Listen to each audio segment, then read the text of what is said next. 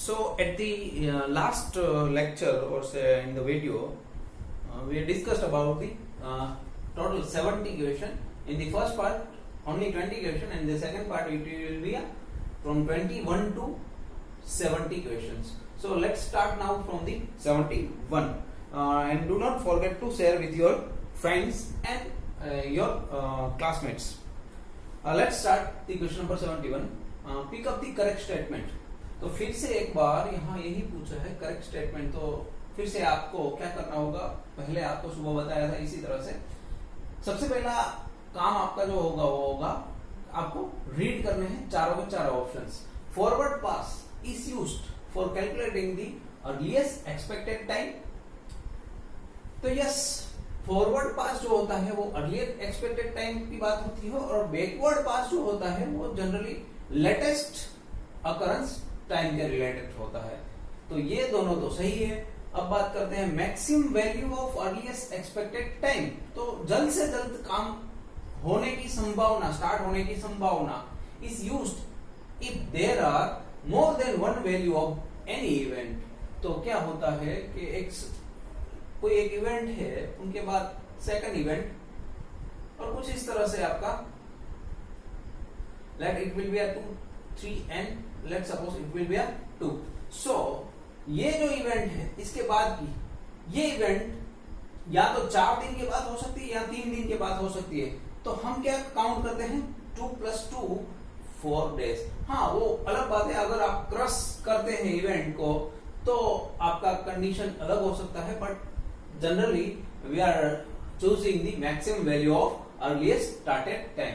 So question 71 answer is D, that is all of above.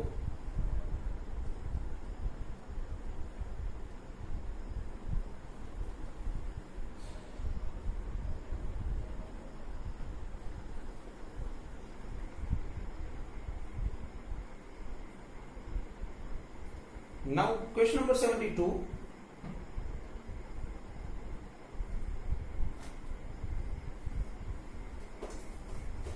Now question number 72. Which one of the following represent the event? तो event कौन सी है इनमें से? आपको मैंने बताया था इवेंट और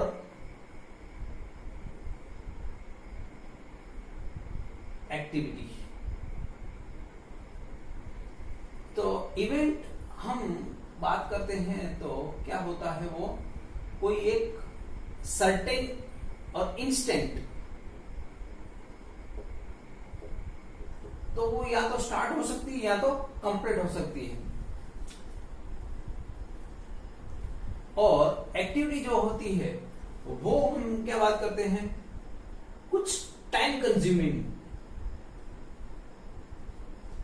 तो यहां देख लीजिए concrete cured, yes that is the event. Why?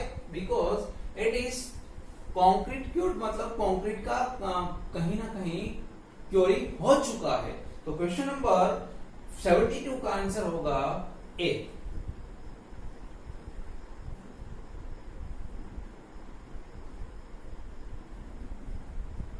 The next question 74. A serious limitation of interdependency between various activities is general observed in bar chart only. क्योंकि सबसे पहले यही बना था, तो जो चीज पहले बनती है उनकी कहीं ना कहीं लिमिटेशंस ज्यादा होती है, और वहां पे तो ये बहुत बड़ी डिफिकल्टी थी जो नेटवर्क एनालिसिस के आने के बाद ये कहीं ना कहीं खत्म हुई थी. तो सबसे पहला आंसर जो है that is A option for the question number 74. Let's move to the question number 74. In activity on arrow network, which of the following rules to be mandatory or say compulsory? Two bands can be directly connected by more than one activity, not more than. Yes, that is true. अगर A to B एक activity है और A और B event है तो वो एक ही arrow से आप ड्रॉ कर सकते हो. तो ये करेक्ट है. Event number should not be duplicate in a firm work. तो यस, अगर आपको नंबर दे दिया है 1 2 तो फिर एक बार कहीं पे 2 नहीं आ सकता या 1 नहीं आ सकता, तो ये भी करेक्ट है. बिफोर एन एक्टिविटी में begin all the activities proceeding, मतलब लेट सपोज इनकी ही बात कर लेते हैं.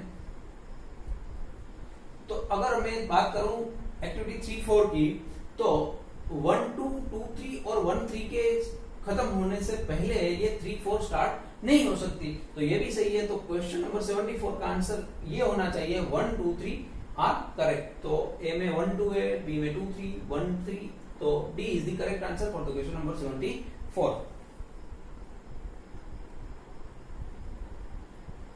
Now next question.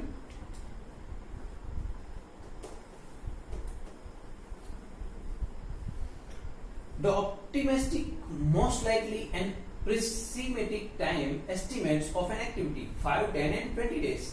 तो what are the expected time? सबसे पहले expected time जो होता है, आज सुबह ही बताया था मैंने आपको. तो जो optimistic टाइम है, pessimistic टाइम जो है, उनकी प्रोबेबिलिटी 1 होती है, और जो मोस्ट लाइकली टाइम है उनकी प्रोबेबिलिटी आपकी सबसे ज्यादा होती है, और उनको हम 4 देते हैं. तो 1 + 1 + 4 दैट विल डिवाइड बाय 6. अब पुट कर दीजिए वैल्यू 5 + 21 + 4 × 10 डिवाइड बाय 6. तो ये कितना हुआ? 26 + 40 दैट इज 66/6. तो 11. तो पहला 11 होना चाहिए. तो ये दोनों में से एक आंसर हो सकता है. अब बात करते हैं स्टैंडर्ड डेविएशन. तो स्टैंडर्ड डेविएशन क्या होता है? तो आपका TP minus T0 divide by 6. तो TP क्या है?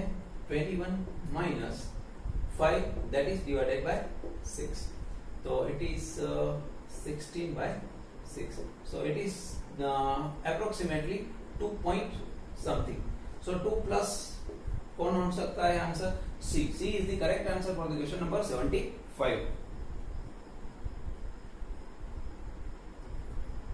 Now question number 76.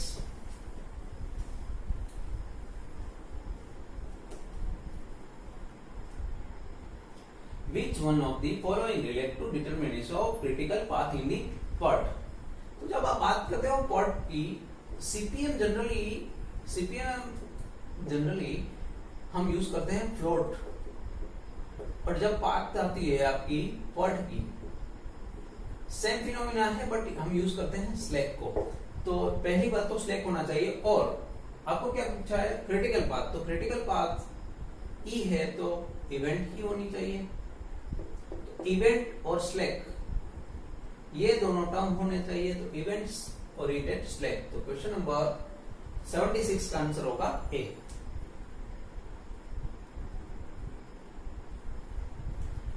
Question number 77.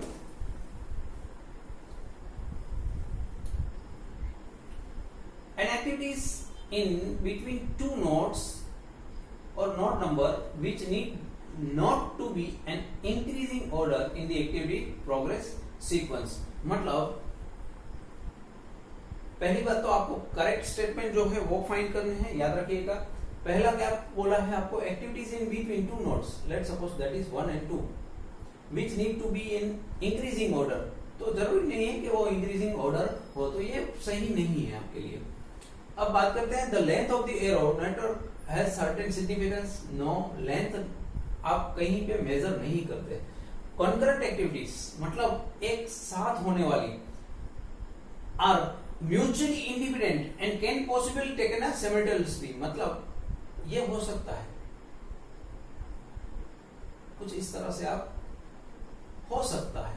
तो ये क्वेश्चन नंबर 77 में 3 जो है वो करेक्ट है. मतलब कि आपका बी ऑप्शन सही हो जाएगा. 77 में answer is B. Question number 78.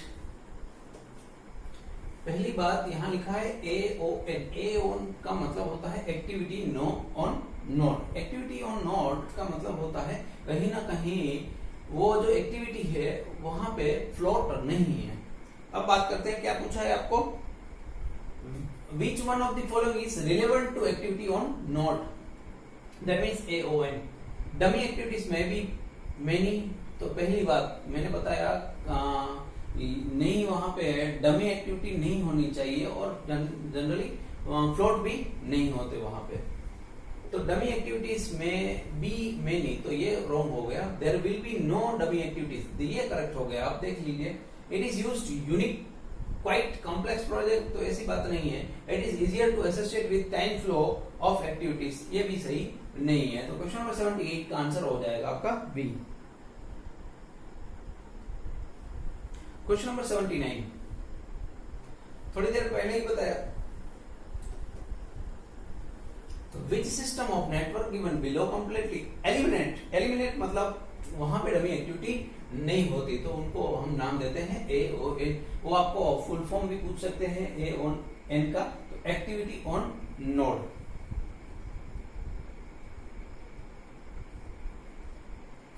Question number 80 का आंसर डायरेक्टली आपको मिल गया, तो थोड़ा टाइपिंग मिस्टेक हो जाएगा, हो गया होगा।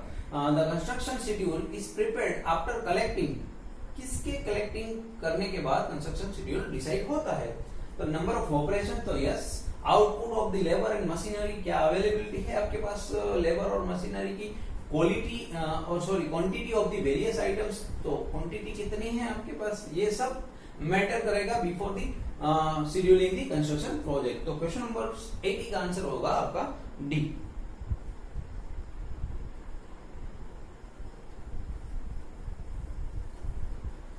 Tracing a project in terms of its duration would result in increasing the indirect cost, तो नहीं, indirect cost जो होता है वो डिक्रीज होना चाहिए। A decrease in the indirect cost, तो ये सही है। 2 नंबर इज दी करेक्ट। अब देखना है 2 नंबर किस में आता है।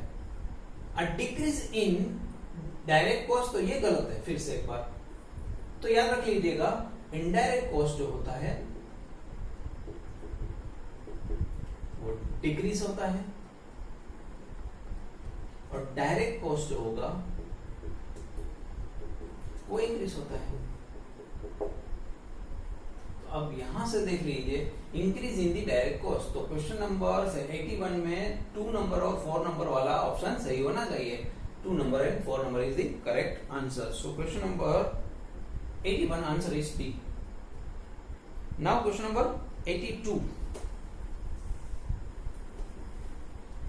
In the time cost optimization using CPM method for the network analysis, the tracing of the activity along the critical path is done starting with the activity having, ये बात हो गई कॉस्ट रिलेशन, आपका जो कॉस्ट लॉ है उसके related question. तो cost law जिसका भी लेस होगा और से लीस्ट होगा वही एक्टिविटी को सबसे पहले हम काउंट करते हैं। फिर उसके बाद जो भी उससे ज्यादा होगा इंक्रीमेंट ऑर्डर में, इंक्रीजिंग ऑर्डर में, उनको 1 बाय 1 हम क्रॉस करते हैं to get the minimum time duration. तो क्वेश्चन नंबर 82 का आंसर होगा आपका सी, लीस्ट कॉस्ट लॉ।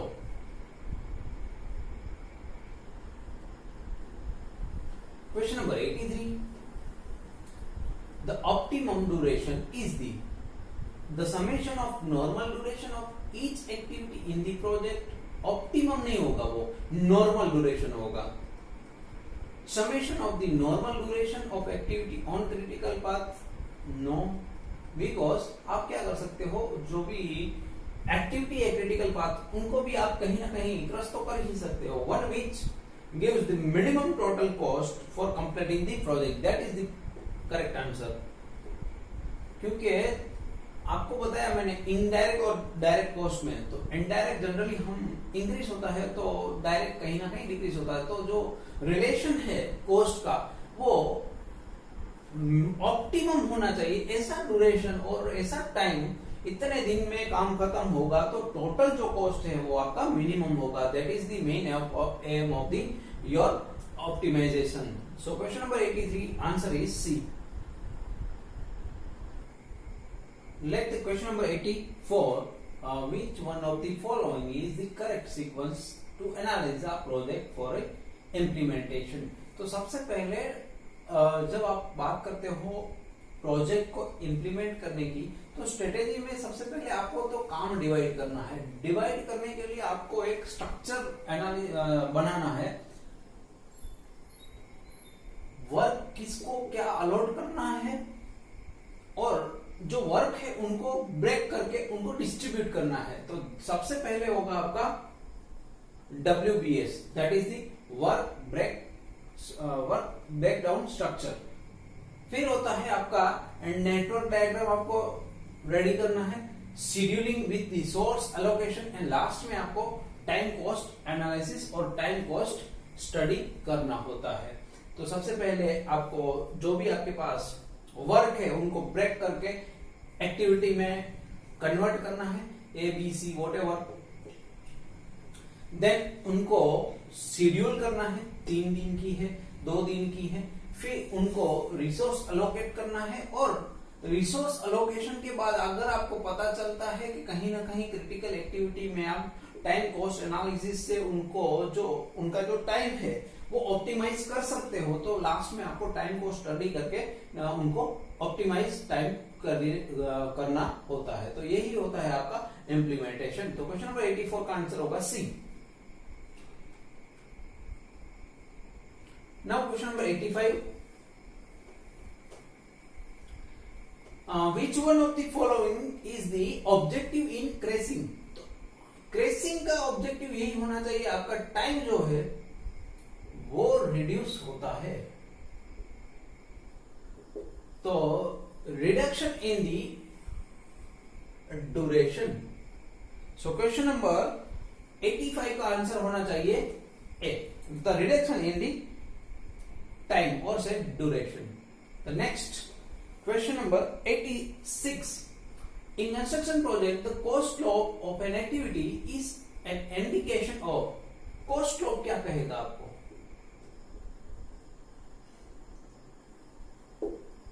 उससे क्या मिलेगा आपको? तो पता चलेगा आपको कि यहां आपको लिखा है एक्स्ट्रा टाइम नीडेड, तो ये होगा गलत, क्योंकि जब आप कॉस्ट स्लोप की बात करते हैं तो कॉस्ट से रिलेट होना चाहिए, and that is the extra cost needed. तो हमने थोड़ी देर पहले ही बात की कि जब आप बात करते हो कि कौन सी कंडीशन में आपको इनडायरेक्ट कॉस्ट और डायरेक्ट कॉस्ट इंक्रीज होता है और कौन सी कंडीशन में वो डिक्रीज होता है, उस हिसाब से आपको कॉस्ट ऑफ एनालिसिस करने के बाद हम क्या करते हैं, ड्यूरेशन कम करते हैं, तो उनके कारण कहीं ना कहीं कॉस्ट जो है इंक्रीज हो जाता है। तो क्या होता है, लेट सपोज कोई काम 2 दिन में करना है, 2 डेज में, उनको अगर 1 दिन में कंप्लीट करना है तो 100%, क्योंकि वो इमरजेंसी होगी या कहीं ना कहीं उनको रिक्वायर्ड होगी 1 दिन में काम खत्म करना है, तो कॉस्ट क्या होगा आपका, ज्यादा। The next question is 87, in resource levelling.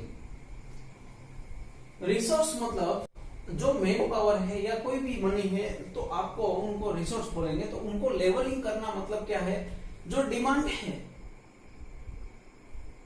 उनको सेटिस्फाई करना, uniform distribution of your resources. तो यहां यूनिफॉर्म होना चाहिए, तो uniform demand resources is achieve. तो क्वेश्चन नंबर 87 का आंसर होगा C, that is the uniform demand of resources is achieved. The next question is, resource levelling में उनका मतलब क्या होता है, रिसोर्स लेवलिंग का मतलब क्या होता है, इकोनॉमिकल यूटिलाइजेशन ऑफ रिसोर्सेज। तो नहीं, क्योंकि वहां पे कहीं ना कहीं इकोनॉमिकल की बात जब आती है, हम ड्यूरेशन से ज्यादा हम बात करते हैं, इकोनॉमिकल से बात नहीं करती, कॉस्ट से रिलेट नहीं करते। Gradual increase in the resources, तो ये भी गलत है, रिसोर्स इंक्रीज नहीं करेंगे हम। Third one is adjustment of resources to have the least variations. Yes, ये करेक्ट है, क्योंकि हम एडजस्ट करते हैं रिसोर्सेज को for the leveling. Complete revamping और of source resources to suit the requirement, तो ये भी गलत है, क्योंकि हम पूरा नया स्ट्रक्चर रिसोर्सेज फाइंड नहीं करते, validating network depending on the resource constraint, तो ये सही है। तो क्वेश्चन नंबर 88 में जहां पे 3 नंबर और 5 नंबर होना चाहिए, दैट इज द करेक्ट। तो 1 2 2 3 4 and 3 5, 3 5 is the correct answer for the question number 88।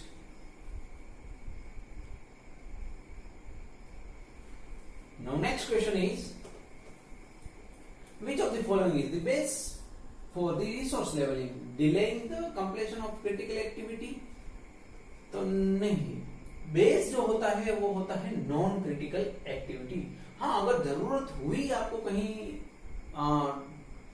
वो अलग बात है कि कोई ना कोई सिचुएशन के कारण कोई भी कंडीशन ऐसी होती है और डिले करना पड़ता है क्रिटिकल एक्टिविटी को, तो ठीक है। अदरवाइज क्रिटिकल एक्टिविटी को हम कभी भी डिले नहीं करते।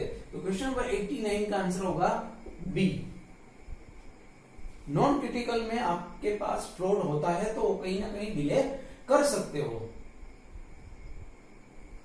The next question is, what is the process of incorporating changes and rescheduling और replanning? तो रीशेड्यूल करते हैं या रीप्लानिंग करते हैं, उनको हम बोलते हैं अपडेटिंग। तो क्वेश्चन नंबर 90 का आंसर होगा आपका डी।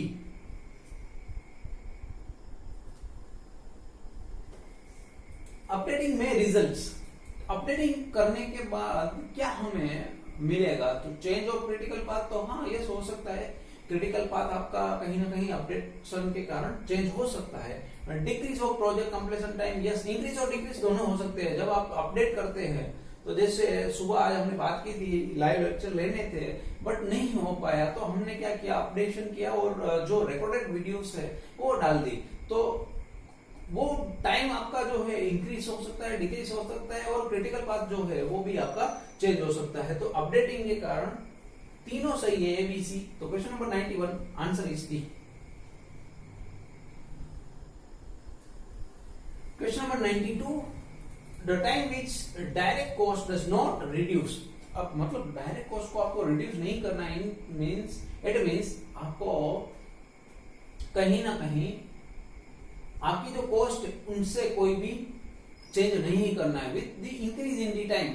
जब टाइम आपके पास है, ज्यादा टाइम है, तो उनको हम क्या बोलेंगे, नॉर्मल टाइम। अगर आपकी डायरेक्ट कॉस्ट ज्यादा होती है, इंक्रीज होती है, तब आपका आंसर हो जाएगा आपका क्रैश टाइम। तो ये हो सकता है ऑप्टिमिस्टिक टाइम के लिए मैंने क्या बताया, क्रैश हम करते हैं जो एक्टिविटीज को, तो फिर इनडायरेक्ट और डायरेक्ट कॉस्ट दोनों का समेशन करके जिसमें भी जिस कंडीशन में मिनिमम टाइम मिलता है, that is the optimistic time. तो क्वेश्चन नंबर 92 का अभी का आंसर होगा आपका B.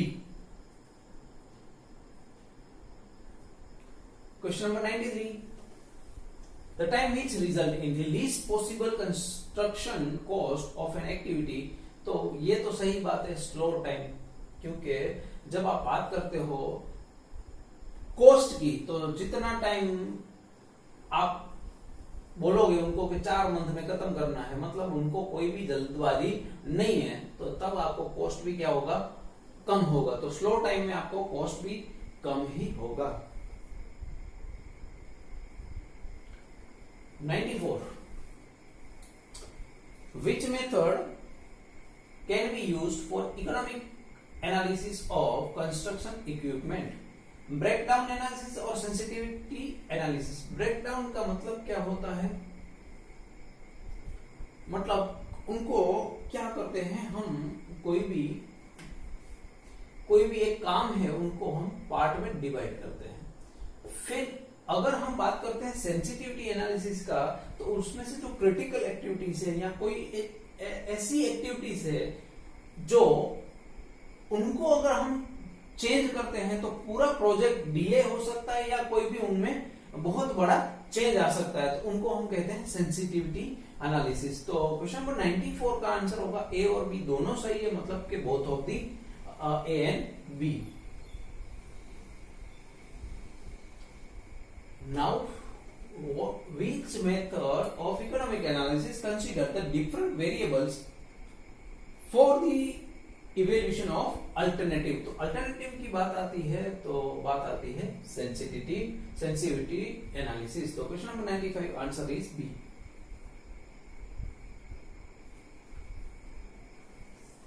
which variable are considered while evaluation of alternative using sensitivity analysis method? कौन कौन से हम जो वेरिएबल है उनको कंसीडर करते हैं? Initial cost, yes, service life और इंटरेस्ट रेट। तो ये तीनों हम कंसीडर करते हैं जब आप बात करते हो वेरिएबल एनालिसिस की या आप बात करते हो सेंसिटिविटी एनालिसिस की। तो क्वेश्चन नंबर 96 का आंसर होगा आपका D.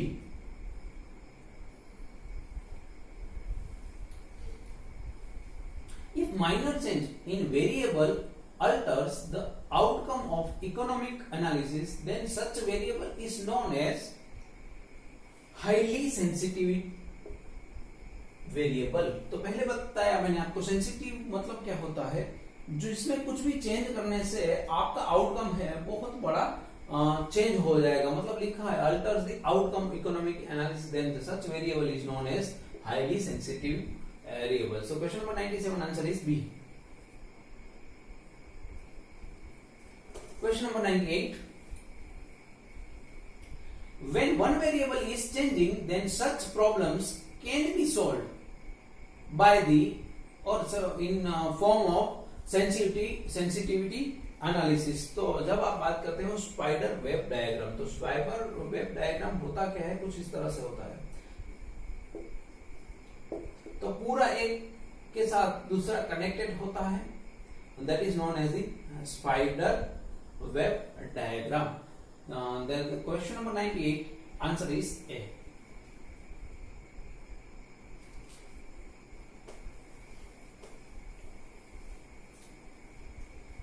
Question number 99, when more than 2 variables, याद रखना यहां बात की है more than 2 variables changing at the same time, such problem can be solved by the scenario analysis। तो याद रखना कहां पे कौन सी चीज आपको यूज होती है। फिर से मैं आपको 98 और 99 का जो क्वेश्चन है दोनों का डिफरेंस बता देता हूं। यहां बात की थी variable, but when one variable is changing, याद रखना one variable is changing then the spider. And जब आप बात करते हो यहां देख लीजिए 2 variable at the same time, तो क्या होगा आपका सिनेरियो एनालिसिस। तो 98 और 99 खास देख लीजिएगा। अगर सिंगल है तो स्पाइडर, डबल है तो मतलब यहाँ 2 है, मोर देन 2 या 2 है, eight the same time change हो रहा है तो सिनेरियो एनालिसिस। फिर बात होती है scenario analysis, which type of scenarios are usually adopt for the evaluation of alternatives.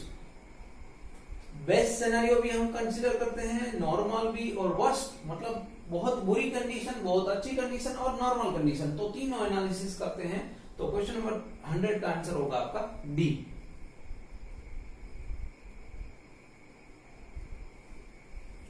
What are the assumptions made in the breakdown analysis?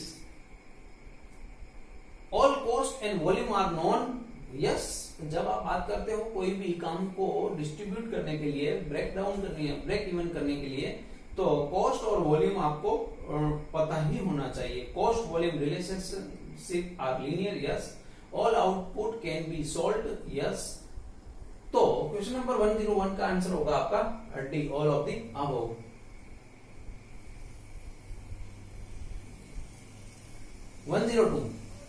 Which of this is not a limitation of breakdown analysis? तो पहले आपको breakdown analysis के कुछ बात बताइए। अब हमें पूछा क्या है, लिमिटेशंस क्या हो सकती है। तो लिमिटेशन इनडायरेक्ट कॉस्ट में change at different level of output, तो नहीं। ब्रेकडाउन जनरली जो होता है वो जनरली प्रॉफिटेबिलिटी पर फोकस करता है।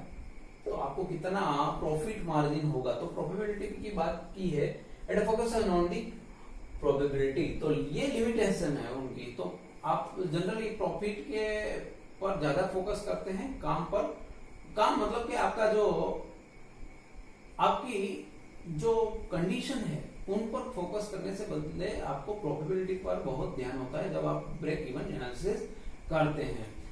तो कहीं ना कहीं क्वालिटी में आपको कॉम्प्रोमाइज करना पड़ता है। अब बात आती है if n is number of unit sold.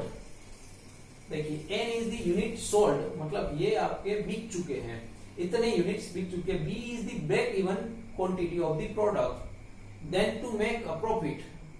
B जो है आपके ब्रेक इवन का मतलब क्या हुआ कि जितने आपके कॉस्ट है, जितना कॉस्ट लगा है आपका, वो उतना सोल्ड हो गया, then it is known as the break even. तो मतलब कि जितना कॉस्ट है उतना ही आपको रेवेन्यू इतना मिल गया, मतलब कॉस्ट और आपका जो भी रेवेन्यू है वो सेम हो गया, तो उनको ब्रेक इवन कहते हैं। अब प्रॉफिट करने के लिए, टू मेक द प्रॉफिट, हमें क्या करना होगा, नंबर ऑफ यूनिट्स उससे भी ज्यादा आपको बेचने होंगे, तो n is greater than b।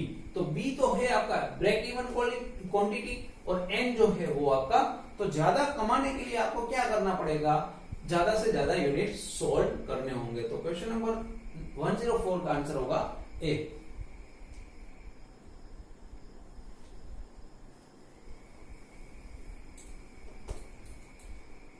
ये क्वेश्चन पूछ सकते हैं आपको, produce a product x, indirect cost is 20,000।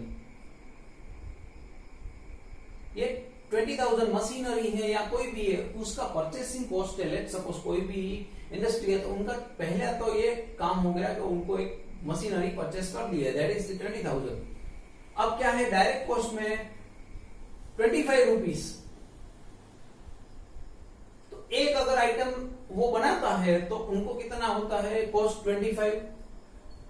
Break even के लिए क्या होना चाहिए आपका, जो भी आउटगोइंग है ये आपका आउटगोइंग रहेगा, और इनकमिंग जो है आपका प्रॉफिट। तो प्रॉफिट में क्या है, sold at the 30 rupees per piece, मतलब एक का 30 रुपीज मिलते हैं। तो क्या करेंगे हम, 20,000 that equal to 30 minus 5 that is the 5x।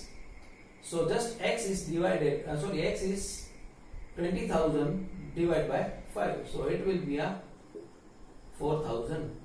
तो 4,000 आपका ब्रेक पॉइंट हो जाएगा। तो इतने प्रोडक्ट आपको बेचने ही होंगे मिनिमम, तो जाके आपका जो कॉस्ट हुआ है मशीनरी का वो आप फुलफिल कर पाओगे।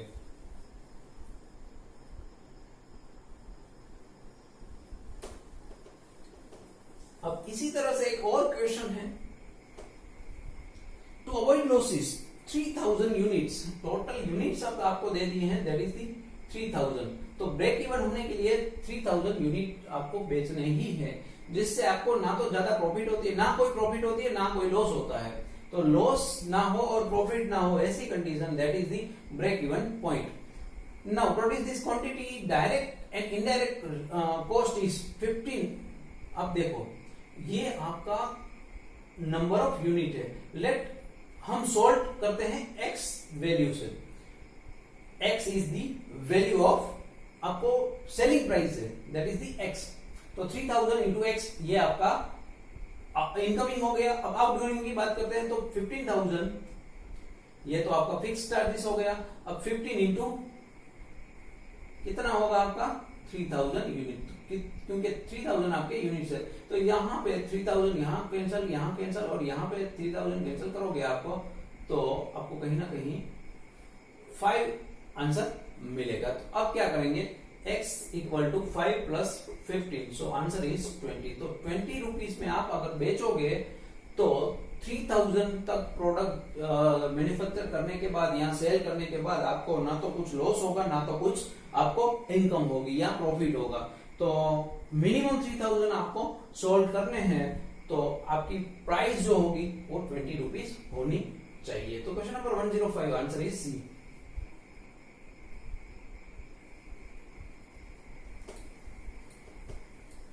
Question number 106, which of this is not a part of accounting system.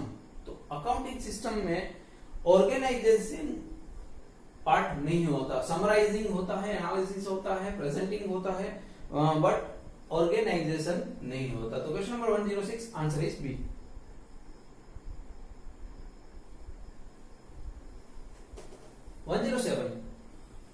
Monetary information about, or say it will be a mandatory about project can be presented in following terms। तो following terms मतलब balance sheet से आप बता सकते हो, profit and loss account से बता सकते हो, या फाइनेंशियल पोजीशन का जो स्टेटमेंट होगा वो आप दिखा सकते हो। तो क्वेश्चन नंबर 107 का आंसर होगा डी।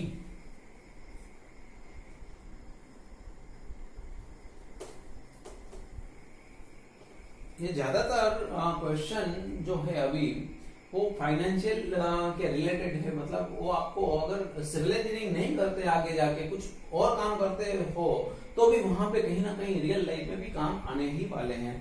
अब बात करते हैं question number 108। Financial statement of a company can be useful for to measure company's liability, yes. To know the company's tax liability, yes. To know the stability and profitability, yes. तो financial statement जो होता है वो तीनों चीज को मिला के होता है। तो क्वेश्चन नंबर 108 का आंसर होगा डी।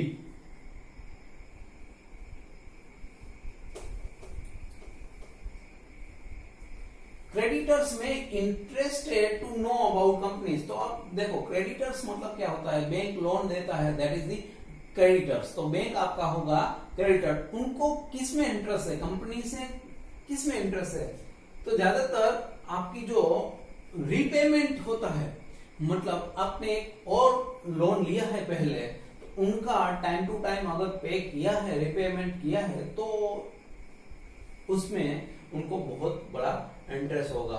यस, टैक्स लायबिलिटी तो होगी, बट लेट सपोज स्टार्टअप किया है तो नहीं हो सकता है वो टैक्स लायबिलिटी में भी कम हो सकता है। स्टेबिलिटी एंड प्रॉफिटेबिलिटी में भी कम और ज्यादा हो सकती है इनिशियल स्टेज में। बट अगर कहीं पे लोन लिया है पहले तो उनको रीपे किया है कि नहीं किया है वो बहुत बड़ा फैक्टर होगा अगर वो उनको लोन देना है। तो question number 109 answer is C.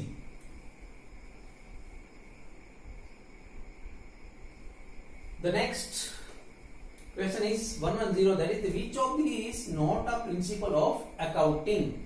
तो अकाउंटिंग का मेन प्रिंसिपल नहीं है ऐसा आपको पूछा है। सिस्टमेटिक एक्सरसाइज, तो यस सिस्टमेटिक एक्सरसाइज है। Practice in social system, yes, क्योंकि वो डेली लाइफ का आप कोई भी छोटी एक दुकान से जाके बड़ी बड़ी कंपनी में जाओगे तो भी ये सिस्टम काम करेगा अकाउंटिंग का। तो ये तो सही है। It follows flexible approach, yes, ये फ्लेक्सिबल हो सकता है। It is not imaginary document, याद रखिएगा इमेजिनरी नहीं है। तो क्वेश्चन नंबर 110 का आंसर होगा आपका डी। अब बात आती है 111 की। Is the assumption made while the accounting. Accounting करने के पहले या करते टाइम में कौन सा एजम्पशन आपको कंसीडर करना है। To establishment is going to exist forever, मतलब एस्टेब्लिशमेंट जो आप कर रहे हो बहुत ज्यादा टाइम तक एग्जिस्ट फॉर एवर, मतलब बहुत लंबे टाइम तक या जितने समय आप ले सकते हो वहां तक वो एस्टेब्लिश होगा ही। Sum of the credit is always equal to the sum of डेब्ट, मतलब जो भी आपके पास क्रेडिट है वो डेबिट होगी ही।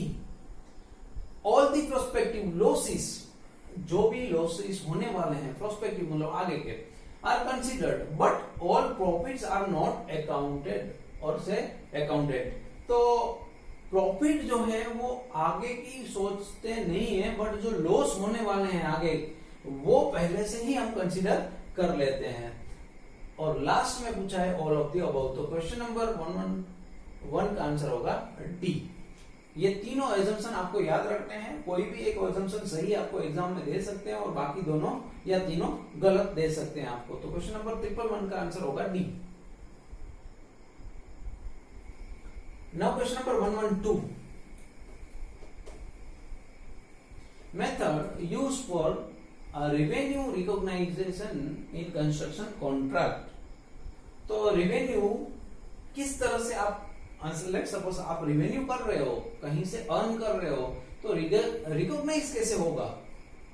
स्ट्रेट एक्यूरल मेथड से, कैश मेथड से, कंप्लीट कॉन्ट्रैक्ट मेथड से या ऑल ऑफ द अबव। तो तीनों सही ऑप्शन है। तो क्वेश्चन नंबर 112 का आंसर होगा आपका डी।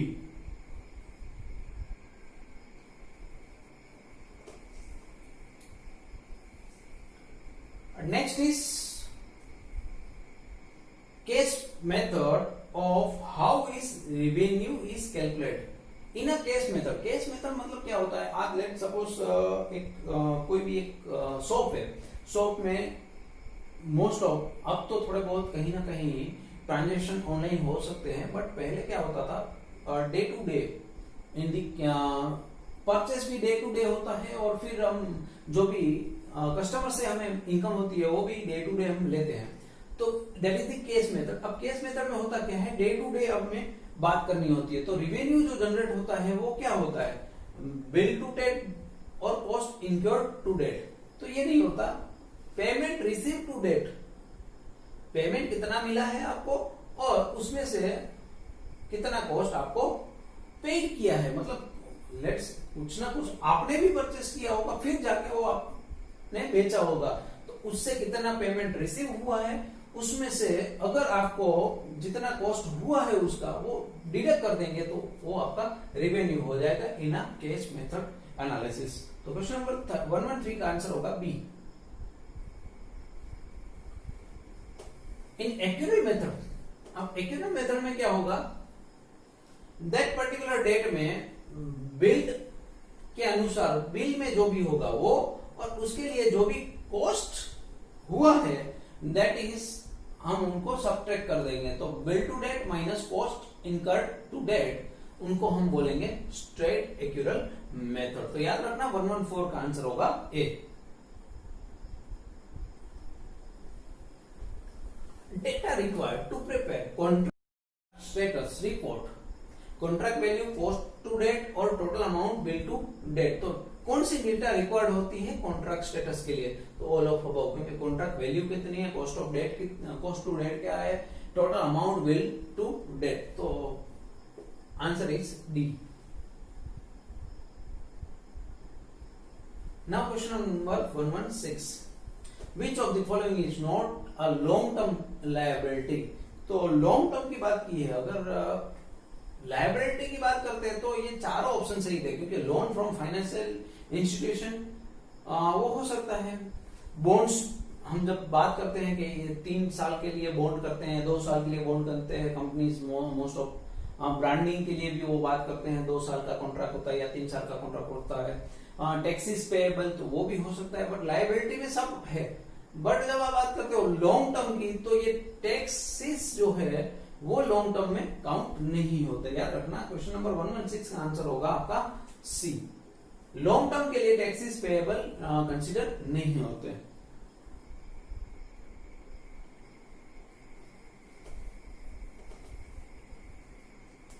अब करंट लायबिलिटी मतलब अभी की लायबिलिटी क्या है हमारी, तो अकाउंट पेएबल है, accrued expenses, short term bank credit, bank से क्या क्रेडिट ली है हमने, तो ऑल ऑफ दी अबव. तो ये होगा आपका 117 का answer D. Now question number 118, which of this not a type of assets, tangible fixed assets, that is the correct. Intangible fixed assets, पहली बात तो ये फिजिकल होता है, और ये नॉन फिजिकल मतलब पैटर्न वगैरह जो होता है, जैसे कोई पैटर्न करवाता है अपने नाम पर, तो वो होती है अपनी एक एसेस. तो ये होता है आपका पैटर्न वगैरह जो नॉन फिजिकल हो सकती है आपको, ये होता है ऑलवेज फिजिकल कंडीशन में. करंट मतलब हाल में कैश है अगर आपके पास, तो that is the current assets. तो आपको पूछा गया है विच इज नॉट, तो यहाँ पे होना चाहिए आपका टाइप ऑफ एसेट्स. तो क्वेश्चन नंबर नॉट नहीं होना चाहिए, टाइपिंग मिस्टेक हो सकती है. विच ऑफ दिस नॉट नहीं होगा आपका, is the type of assets. तो क्वेश्चन नंबर 118 का आंसर होगा D, that is all of the above.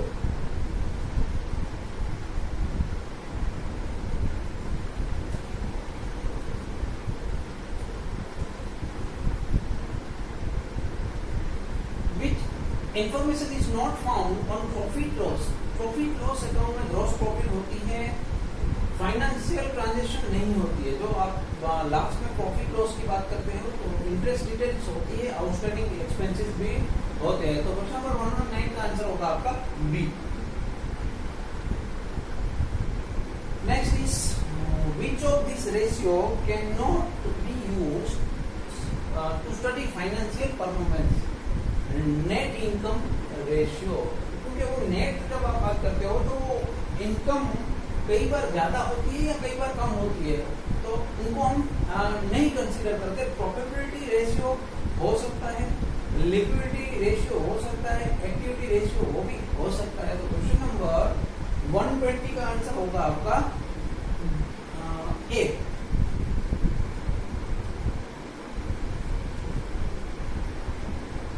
अब बात करते हैं which of the following is true in the case of cost of building project। तो बिल्डिंग प्रोजेक्ट के लिए कौन सा सही हो सकता है? टोटल कॉस्ट जो होता है जनरली उनमें से, हाँ ये याद रखिएगा, टोटल जो कॉस्ट होता है कोई भी जनरल कंस्ट्रक्शन कॉस्ट जो होता है उसमें 60% आपका मटेरियल कॉस्ट होता है, 20 to 25% जनरली आपका लेबर कॉस्ट होता है, और बाकी जो है 10 to 15% या 15% तक वो होता है ओवरहेड और प्रॉफिट मार्जिन। तो कोई भी कंस्ट्रक्शन प्रोजेक्ट में जनरली प्रॉफिट पूछ सकते हैं आपको कितना होता है नॉर्मल कंडीशन में, 15% लेबर कॉस्ट जनरली कितना होता है 25 हो सकता है, तो 25 जनरली लेते हैं, और 60 फॉर दी मटेरियल कॉस्ट हो सकता है। तो क्वेश्चन नंबर 121 का आंसर होगा ए।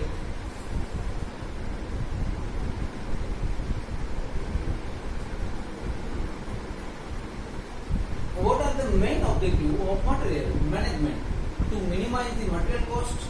Yes, जब आप बात करते हो मटेरियल मैनेजमेंट की तो पहला ऑप्शन तो सही है, to minimise the material cost. Option B, to produce and provide desired quality material when required. तो ये नहीं होता, प्रीक्योर पूछा है, यस, तो procure and provide desired quality of material, तो ये भी हो सकता है। To reduce the transportation cost of the material, ये भी सही है। तो क्वेश्चन नंबर 122 का आंसर होगा आपका D. D is the correct answer for the question number 122। यहाँ ए लिखा है बट वो ए करेक्ट नहीं होगा आपके लिए, करेक्ट आंसर जो होगा वो डी होगा, तो वो आप करेक्ट कर लेना। Which of the following is not a functional of material management? तो मटेरियल मैनेजमेंट के लिए क्या होता है? मटेरियल प्लानिंग करना होता है, यस। मटेरियल प्रोडक्शन आपके हाथ में नहीं होता। जब आप मटेरियल का मैनेजमेंट करते हो, आपके पास क्या है क्या नहीं है उसकी बात है, प्रोडक्शन आपके हाथ में नहीं होता। प्रोक्योरमेंट मतलब उनको चेक करना है या नहीं है, मटेरियल अकाउंटिंग मतलब कितना मटेरियल आपके पास स्पेंड पड़ा है और कितना अवेलेबिलिटी में चाहिए नेक्स्ट जो भी काम करना है उनके लिए। तो क्वेश्चन नंबर 123 का आंसर होगा आपका मटेरियल प्रोडक्शन, वो आपके हाथ में नहीं होता। तो B is the correct answer for question number 123। Now 124, which of the following is a function of material management? Material management का फंक्शन क्या होता है? Transportation, computerization, source development, yes, ये तीनों फंक्शन आपके हो सकते हैं for the material management.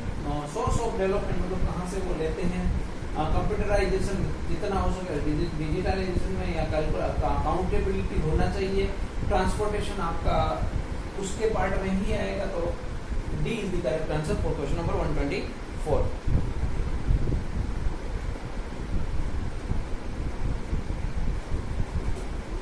Next question है 125, material wastage analysis can be done through which function of material management? Waste analysis किस तरह से कर सकते हैं? मटेरियल प्लानिंग में तो नो, मटेरियल प्रोडक्शन में पहली बात तो मटेरियल प्रोडक्शन आपके हाथ में नहीं होता। मटेरियल अकाउंटिंग, तो ये सही आंसर होगा आपका। अकाउंटेबिलिटी में आपको वेस्टेज क्या हो रहा है वो आपको पता चल जाएगा। Question number 125 answer is C. तो अप टू क्वेश्चन नंबर 125 तक हमने कंप्लीट किया है। नेक्स्ट लेक्चर जो भी होगा इनका वो भी बहुत जल्द आपके लिए अपलोड कर दिया जाएगा। तो आई होप कि आपको लेक्चर अच्छा लग रहा होगा, तो प्लीज लाइक और शेयर करना मत भूलिएगा, और जितना हो सके आपके फ्रेंड्स के साथ शेयर कर दीजिए, जिससे उनको भी हेल्प हो सके और हमें भी प्रेरणा मिलती रहे ऐसे ही लेक्चर्स बनाने की। तो क्योंकि जैसे ही व्यूज आते हैं तो हमें भी लगता है कि इनकी रिकमेंड बहुत ज्यादा है और आपको अच्छे लगते हैं। तो जब जैसे ही आप शेयर करते हो तो उनको भी लाभ होगा और हमें भी प्रेरणा मिलती रहेगी। Thank you so much for watching this video.